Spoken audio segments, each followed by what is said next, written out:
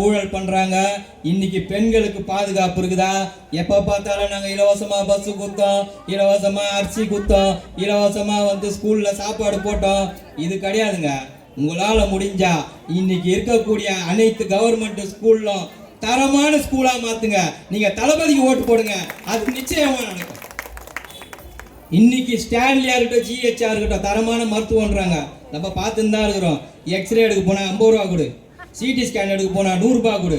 என்கிட்ட இருக்குது நான் கொடுப்பேன், இவங்க கிட்ட இருந்து இவங்க கொடுப்பாங்க. ரோட்டில் 10 ரூபாய்க்கு வழி இல்லாமலாம் போனா இன்னைக்கு சென்னை கவர்மெண்ட் மருத்துவமனையில் இலவசமாக வைத்தியம் பார்க்க முடியுமாங்க? பேர் பாரு, இலவச மருத்துவமனை.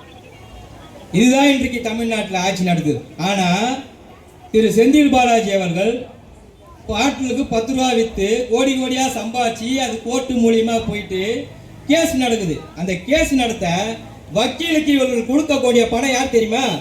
ஒரு வக்கீலுக்கு 50 லட்சம் 60 லட்சம் பீஸ் கொடுக்குற ஒரு கட்சி தான் திமுக.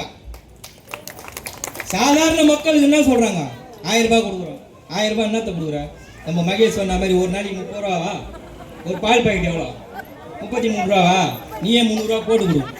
எவ்வளோ கொடுக்குற பால் பாக்கெட் நீயே 30 ரூபா போட்டு கொடுக்கணும். நாங்கள் 1000 ரூபா கொடுத்துட்டோம். அதில் ஒரு அமைச்சர் பேசுகிறார், நம்ம பல பலன்னு இருக்கீங்க பொழுது 1000 ரூபா வாங்கினீங்களா? உனக்கு 1000 ரூபா கொடுப்பான், உன் அம்மாவுக்கு 1000 ரூபா கொடுப்பான். யார் எவ்வளோ திமிரு பாரு அவனுக்கு. இன்னைக்கு பாரு, அவனுக்கு மந்திரி பதவி இல்லாமல் வீட்டில் உட்காந்துக்கிறான். ஓசி பஸ் எதே இவங்க அப்பா வீட்டிலேருந்து எடுத்துன்னு வந்தார் பேர் ஓசி பஸ். நீங்கள் கோயம்பேடுக்கு போனாலும் ஓசி, மகாராணிக்கு போனாலும் ஓசி, பாண்டியனுக்கு போனாலும் ஓசி. யார் வீட்டு விட்றா? தமிழக மக்கள் உழைத்து வேர்வை சிந்தி கொடுத்த பணத்தில் இன்னைக்கு அரசாங்கம் நடந்து கொண்டிருக்கிறது.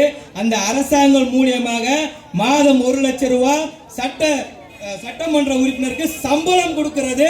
நீ ஒரு பேரை படிக்க வச்சிருப்பியா?